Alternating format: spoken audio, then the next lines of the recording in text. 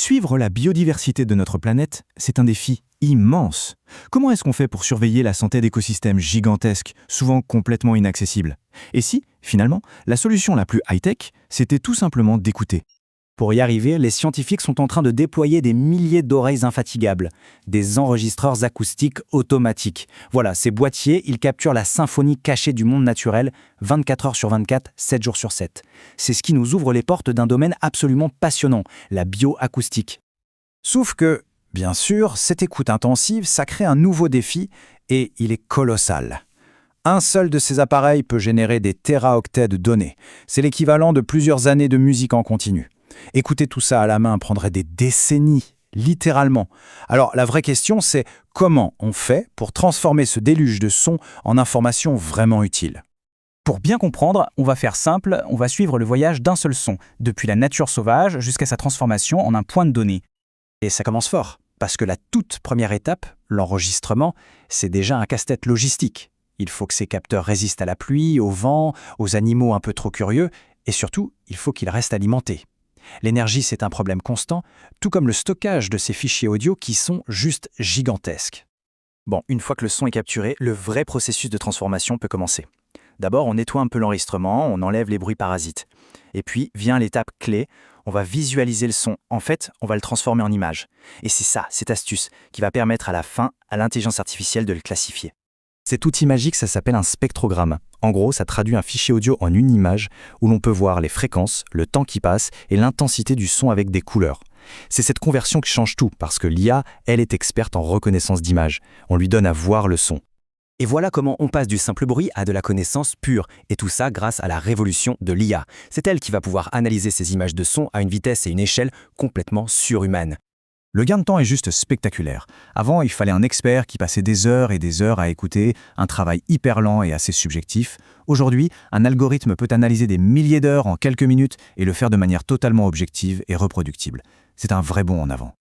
Et le héros de cette histoire, c'est une technologie qu'on appelle les réseaux de neurones convolutifs, ou CNN. Pour faire simple, à l'origine, ces modèles ont été conçus pour reconnaître des objets dans des photos, comme un chat ou une voiture. Et comme on a transformé nos sons en images, eh bien les CNN sont parfaits pour y repérer des motifs, comme la signature vocale unique d'une espèce d'oiseau, par exemple. Et concrètement, les résultats sont bluffants. On a des projets comme BirdClef qui peuvent distinguer les chants de 1500 espèces d'oiseaux. BATNet, lui, identifie des chauves-souris avec une précision de plus de 90%. Il y a même CityNet qui évalue la santé acoustique de nos villes. On va même jusqu'à identifier des loups individuellement, juste par leurs cris. C'est fou. Mais bon, identifier une seule espèce, ce n'est qu'un début. La prochaine étape, c'est d'écouter la symphonie entière, la symphonie de la nature. On analyse tout le paysage sonore pour évaluer la santé d'un écosystème complet. Le mot-clé ici, c'est paysage sonore. C'est quoi exactement? Eh bien, c'est la somme de tous les sons. Il y a la biophonie, donc les animaux, la géophonie, c'est le vent, la pluie, et l'anthropophonie, eh bien, c'est nous, les humains, et nos bruits. C'est l'équilibre entre ces trois sources qui en dit long sur la santé d'un lieu. Pour mesurer ça, les scientifiques utilisent ce qu'ils appellent des indices acoustiques. C'est un peu comme prendre les signes vitaux d'un écosystème. Par exemple, l'indice de complexité acoustique, il va mesurer la richesse de l'orchestre sonore. L'indice NDSI, lui, il compare le volume des sons de la nature à celui du bruit humain. C'est un indicateur super important de notre impact. Mais attendez une minute. Pour entraîner ces IA si puissantes, il faut des données. Énormément de données. Alors d'où viennent-elles? Eh bien, c'est là que ça devient génial. Les chercheurs ne sont pas seuls. Des milliers de volontaires partout dans le monde, des scientifiques citoyens, les aident à collecter et surtout à identifier, à étiqueter ces sons. Et l'impact de cette collaboration est juste immense. Prenez le projet Frog ID en Australie. En une seule année, des bénévoles ont collecté plus de 54 000 enregistrements de grenouilles, tous validés par des experts. C'est une véritable mine d'or de données qui permet d'alimenter la recherche.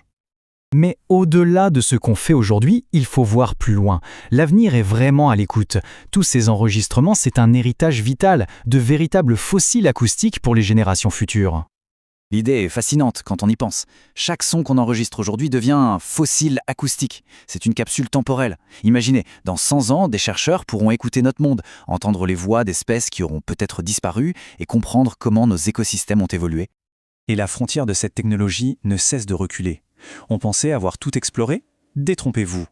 Les scientifiques placent maintenant des capteurs dans le sol. Oui, pour écouter la vie invisible sous nos pieds. Ils peuvent entendre les vers de terre qui creusent, les racines qui poussent, et même les sons que font les larves d'insectes. C'est un monde sonore entièrement nouveau qui s'ouvre à nous. Alors voilà, on continue d'affiner notre capacité à écouter, des forêts tropicales jusqu'aux profondeurs du sol. On est en train de constituer une bibliothèque sans précédent des sons de la vie sur Terre. La seule question qui reste finalement, c'est quels autres secrets la planète est-elle sur le point de nous révéler ?